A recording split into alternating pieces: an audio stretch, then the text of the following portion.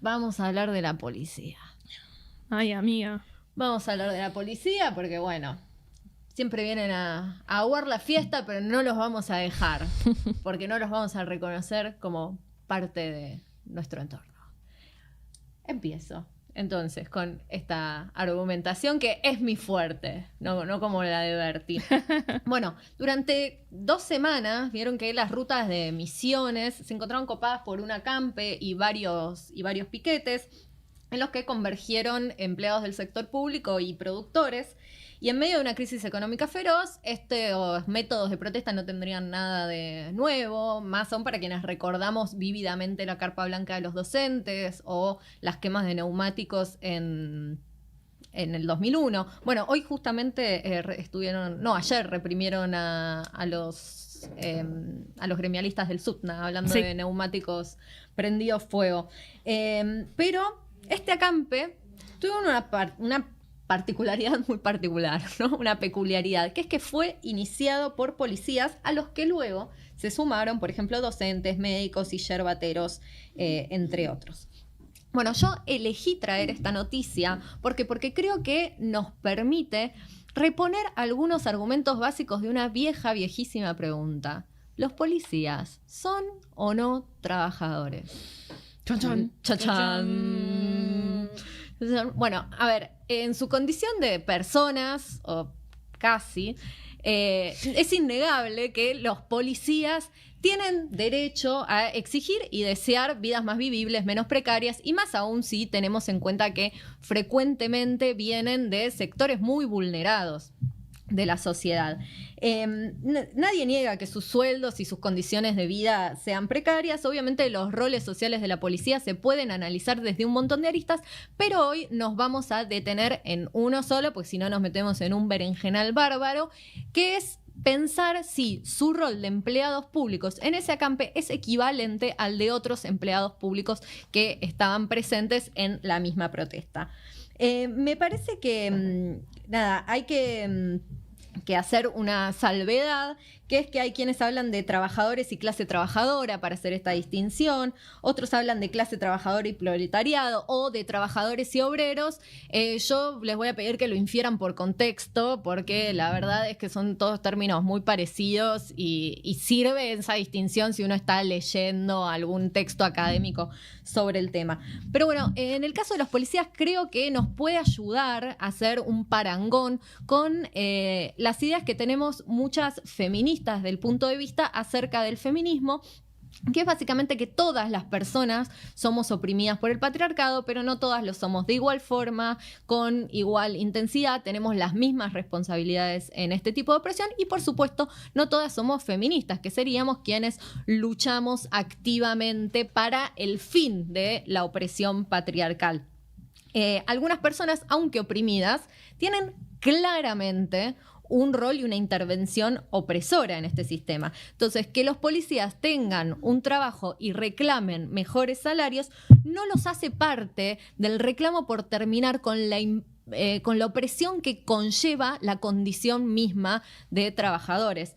Porque, bueno, ¿qué pasaría? Yo acá lo anoté, estoy haciendo futurología, porque es lo que está pasando, ¿no? Ya se respondió esta pregunta. ¿Qué pasaría si los policías arreglaran sus sueldos, los médicos y los docentes no, y después los mandaran a reprimir? Lo pueden ver en la tele, lo de qué pasaría. Si estuvieran protestando juntos con los mismos propósitos, deberían o deponer las armas o entregarlas a los que están protestando. Armas para el pueblo, estamos en postdata, ¿no? Al fin y al cabo. Está clarísimo que los medios de acceso a un salario digno, que son básicamente los métodos de la protesta, son muchas veces obstaculizados por la policía, y esto no solo en términos de decisión personal, porque digamos, no se puede negar que el que te tira el gas aprieta un gatillo, ¿no? Y de alguna forma lo decide, pero sino en que esto es parte de su trabajo. Pero bueno, me parece que podemos profundizar un poco Y venía acá tu comentario. Contrapuntos, el contrapunto de Natalie, porque claro, imprimimos ayer, pero antes yo de ayer. Me lo acuerdo porque este es un disenso al interior de Noticias de ayer. Se rompe.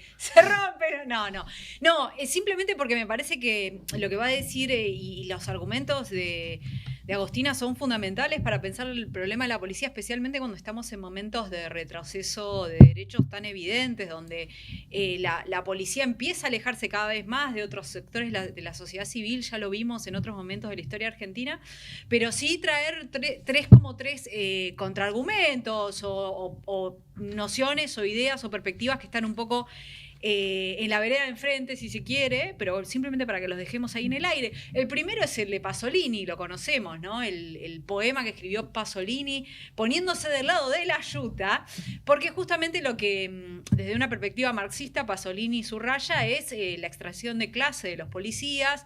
Él estaba hablando de una manifestación en la que los policías reprimieron a los estudiantes, entonces ahí había claramente dos clases bastante diferenciadas, la situación de los policías absolutamente sojuzgados, ¿no? Y dice esto de, bueno, no se la agarren con la policía, sino con el sistema judicial, ¿no? Que pareciera como el gran opaco que todavía no podemos encontrar, cuando en realidad es el que ejecuta muchas veces las órdenes de desalojos, bueno, en fin.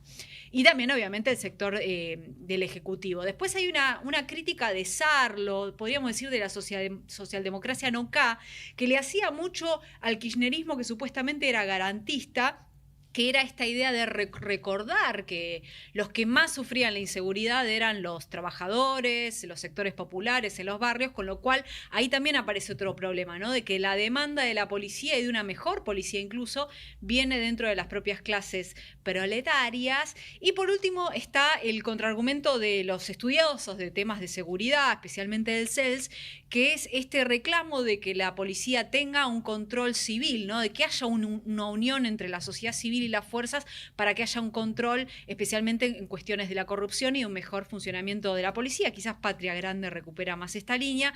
Lo dejo ahí como en el horizonte, como para que tengamos problematizaciones del tema en el futuro. Sí, tal vez no deberías haber traído justo el overol azul hoy, Nati. Pero bueno. La marca de la gorra. El otro día me quemé con la pizza y me dijeron, te quedó la marca. Y yo dije, sí, la marca de la gorda. Pero bueno, sí, me parece que todos los puntos que señala Natalie son atendibles y complejizan el debate y lo enriquecen. Creo que todos se pueden refutar, pero bueno, no voy a ser desleal al principio de caridad que manejamos acá y a la comunidad virtuosa de bienestar epistémico, porque vos después no me podés responder porque tengo que seguir y el tiempo en la TV es tirano. Entonces, volviendo a la línea que venía marcando acerca de si los trabajadores de otro tipo, digamos, de otro tipo de empleados públicos tienen una equivalencia con la policía en esta protesta, en este acampe. Para profundizar, le pedí a Juan Agustín Marachi, que es un amigo, que es sociólogo, que también es un camarada antifa, porque vi que cuando estuvimos en Café Millennial estuvieron diciendo estos peronistas, no sé, yo soy antifa, que tal vez algún día en el spin-off que pidieron de Juan Felipe y las tías zurdas podemos hacer con Juan Felipe como un intercambio entre ese anarquismo que viene más de los campesinos y que él recupera de esa tradición, y el anarcopunk que yo por ahí encarno. ¿Querés hacer entrismo anarcopunk?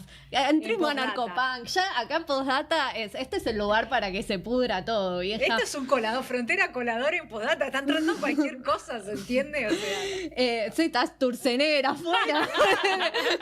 Peronistas de Turcenegra, anarcopunk. Se viene el rinconcito de Fede. Se viene el rinconcito de Fede. Bueno, entonces Juan Agustín, es amigo, sociólogo, antifa, y también una persona cuya presencia en el programa mi madre viene reclamando desde el episodio 1. Así que le pedí que me mandara un audio resumiendo un poco nuestra posición para profundizar este argumento. ¿Lo tenemos, señor director? Sí. Los policías no son trabajadores propiamente definidos como tales, porque de así llamarles estaríamos cayendo en el error de igualar asalariados por un lado con trabajadores. Ser asalariado es una condición más que una forma de trabajo específico o de ser trabajador. Es más, el integrante de la fuerza policial es un asalariado, y esto nos permite pensar, por ejemplo, en por qué ciertas capas de la sociedad prefieren ocupar el rol de policía y no tanto el rol del trabajador. El asalariado, hoy en día, percibe beneficios sociales respecto a otra forma de trabajo, usualmente en términos de trabajo registrado versus trabajo no registrado, informalidad, precariedad, etc. Y vinculado con esto hay otro punto, que es que la función del policía en sí mismo lo excluye de ser trabajador. El integrante de las fuerzas policiales, en su rol cotidiano, existe porque debe cumplir dos funciones interrelacionadas. La primera, en la pacificación social, en la que lleva adelante tareas de pacificación en todo el territorio nacional y de forma extendida y cotidiana. Y luego, como segunda, es el de cumplir un rol productivo en la reproducción misma del capitalismo, que es básicamente la reproducción del orden social. ¿Qué voz que tiene Juan Agustín? Tiene una voz tan viril. Te esperamos en el piso cuando quieras venir. Te esperamos en el piso cuando quieras, J.A. Muchas gracias, te quiero mucho. Entonces, me gustaría profundizar sobre uno de los conceptos que nombró, que es la idea de pacificación según Mark Neocleus se escribe. Neocleus. Bueno. Ñoqui del Coliseo. ¿Por qué me miran a mí como si yo supiera? No, Bueno, hay que preguntarle a Carlitos Pañi entonces. Otro que está ahí en la fiesta está por llegar. Se enteró que habían llamado al remix y se vino. Entonces, él hace un análisis muy bueno sobre la lógica del entramado entre guerra, policía y acumulación. Este trabajo se los dejé en la bibliografía porque la verdad yo lo voy a pasar por arriba, pero vale mucho, mucho la pena leerlo. De hecho, están entero. preguntando si vamos a seguir con la tradición de dejar la bibliografía Por en la supuesto. cajita. Obvio. Sí. Obvio. Alumnos, si no ¿cómo siguen los temas, ¿no? Entonces, para empezar, pacificación fue un término muy vinculado a la guerra de Vietnam y funcionó como sustituto de contrainsurgencia.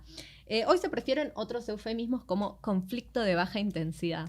Es muy bueno, te peleaste con tu pareja y le decís, tenemos un conflicto de baja intensidad.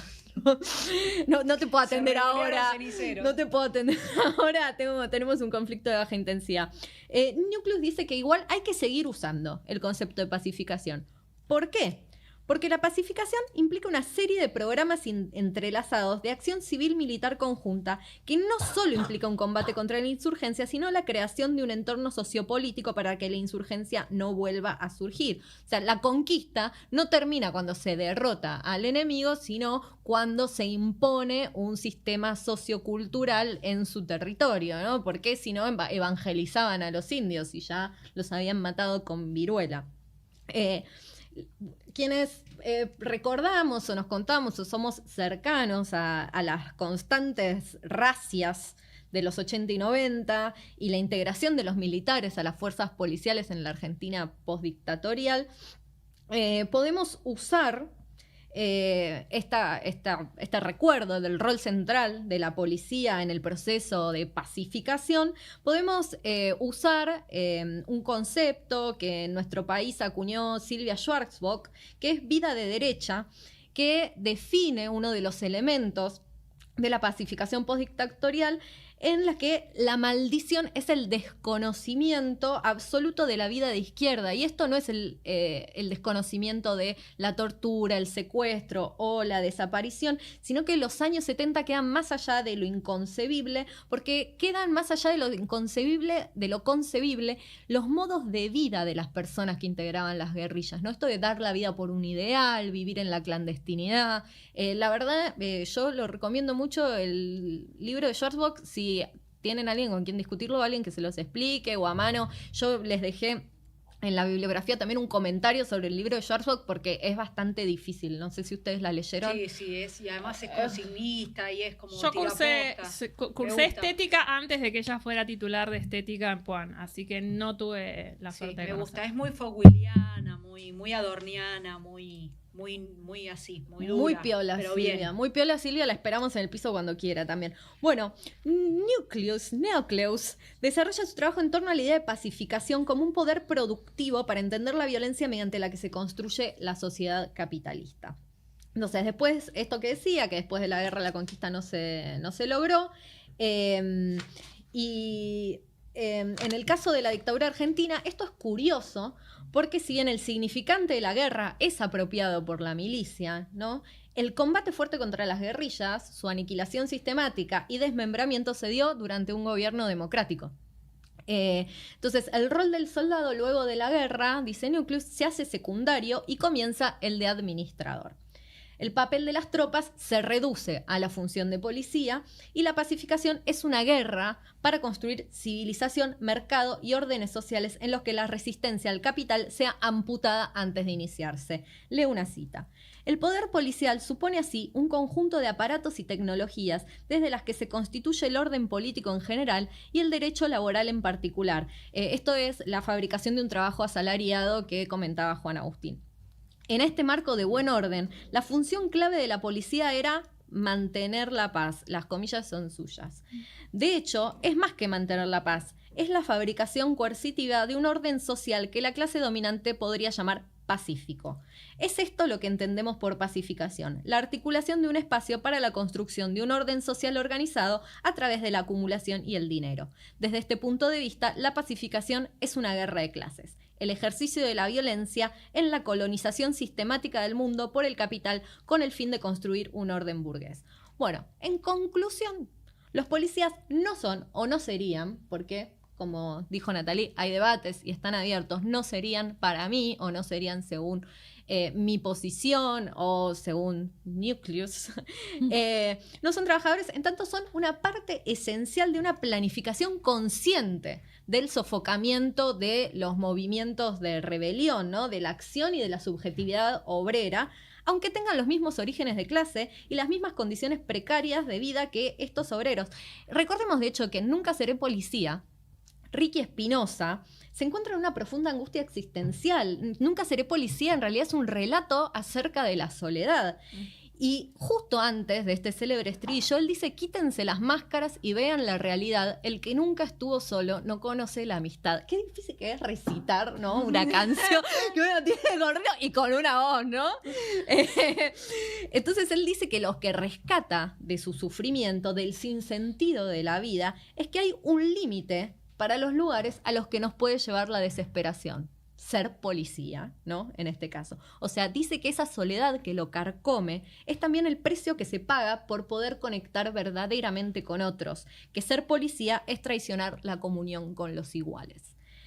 Bueno, hay cosas que son obvias, ¿no? También. Entre los reclamos por mejoras en las condiciones laborales de los policías no figura dejar de reprimir protestas sociales. Así que recuerden, niños, si los policías fueran trabajadores, ya no sos igual, no tendría sentido. Y con esto vamos a un corte y en 5 minutos volvemos.